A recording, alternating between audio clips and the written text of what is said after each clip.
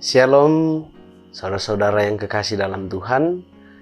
Kita boleh bertemu kembali dalam renungan harian Toraya pada saat ini dalam edisi Kamis 29 Oktober 2020. Mari Bapak Ibu, saudara-saudara yang kekasih, kita siapkan pembacaan kita dari Yosua pasalnya yang pertama, ayatnya yang pertama hingga ayatnya yang ke-11. Yosua pasal 1 ayat 1 sampai 11. Mari kita memohon tuntunan Tuhan dalam doa. Kita akan membaca firman-Nya. Mari berdoa.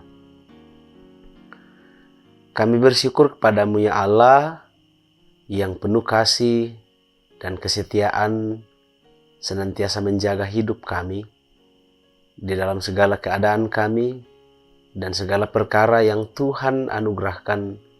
Tuhan senantiasa menopang kami, dan kami yakin dan percaya Tuhan jua yang akan senantiasa menopang kami ketika kami merindukan Tuhan bersuara melalui firman Tuhan bagi kami.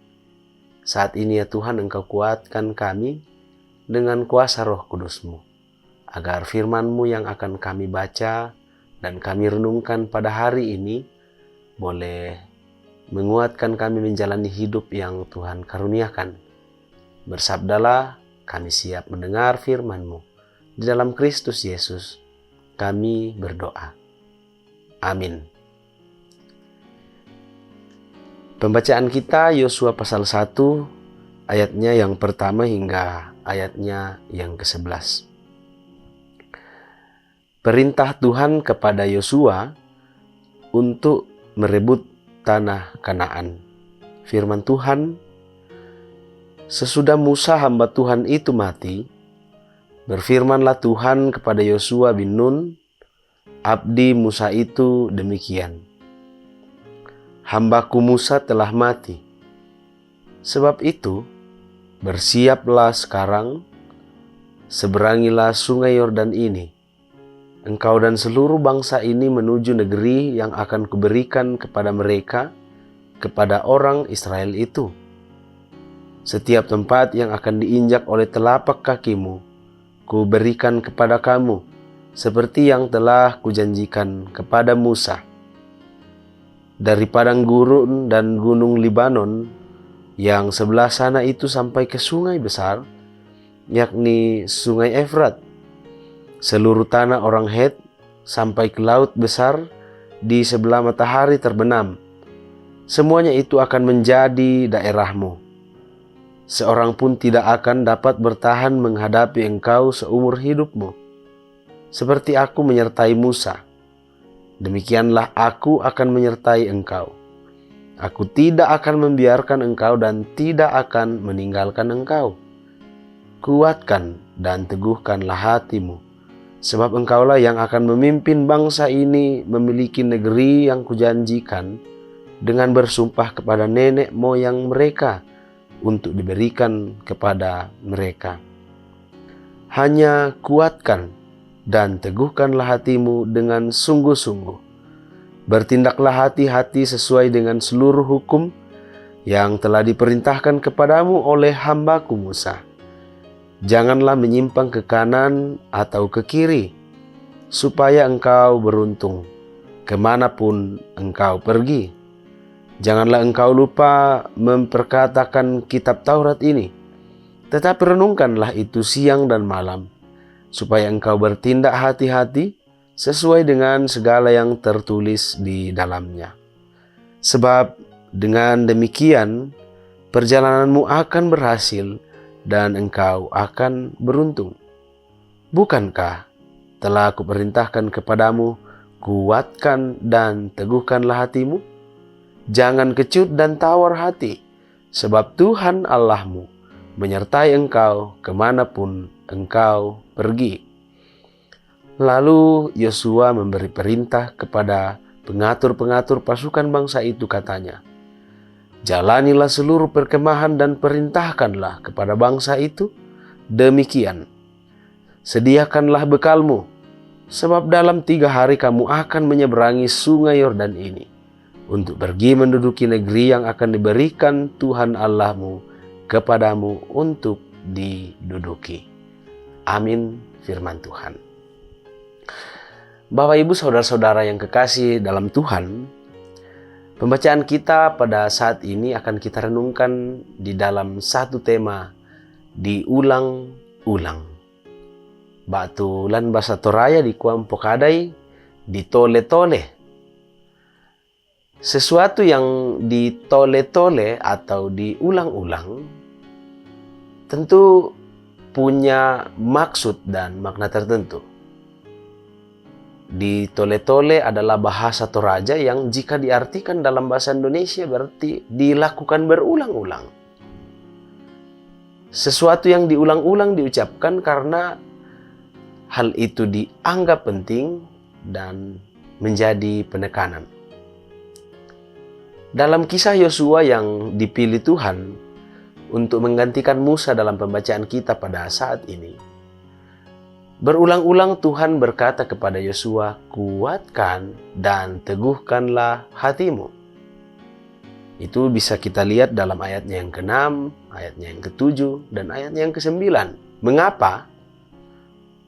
Setelah 40 tahun memimpin bangsa Israel, Musa meninggal. Tentu bangsa Israel merasa sangat kehilangan, termasuk Yosua yang selama ini menjadi abdi Musa.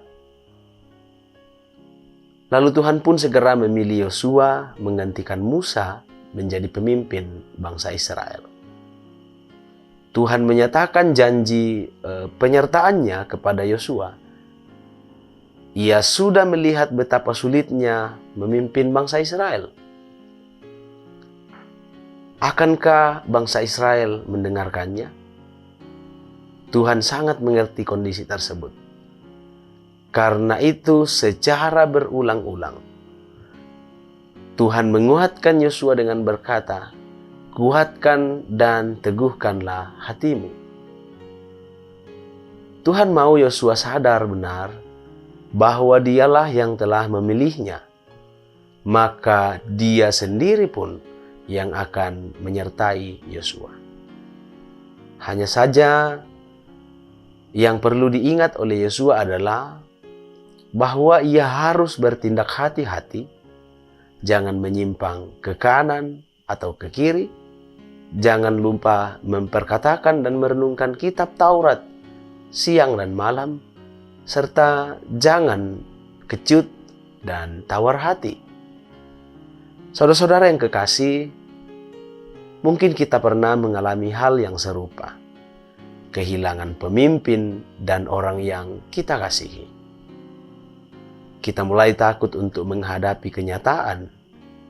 Tetapi di dalam semuanya itu, ingatlah janji penyertaan Tuhan. Jika Dia mengizinkanmu mengalami pergumulan yang sedang engkau hadapi, percayalah, Dia juga yang akan senantiasa menjaga dan memimpin langkah-langkah kita. Amin, firman Tuhan. Mari kita berdoa.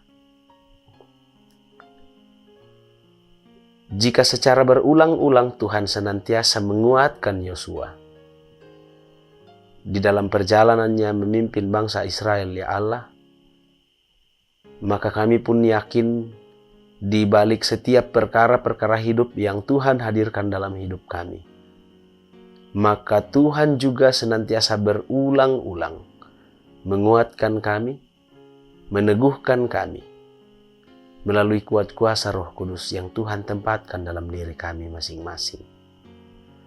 Dan kiranya ya Tuhan, kami benar-benar boleh menjalani hidup ini di dalam iman dan pengharapan hanya kepada Tuhan sendiri. Untuk memandang setiap hidup kami, untuk menyaksikan setiap pekerjaan Tuhan yang Engkau lakukan di dalam setiap kehidupan kami masing-masing.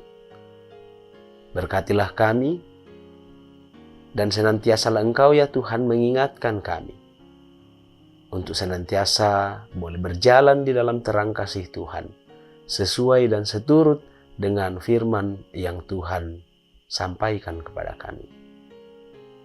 Ya Bapa kami berdoa kepadamu, beralaskan kasih Yesus Kristus, Sang Firman yang hidup, Tuhan dan Juru Selamat kami. Amin.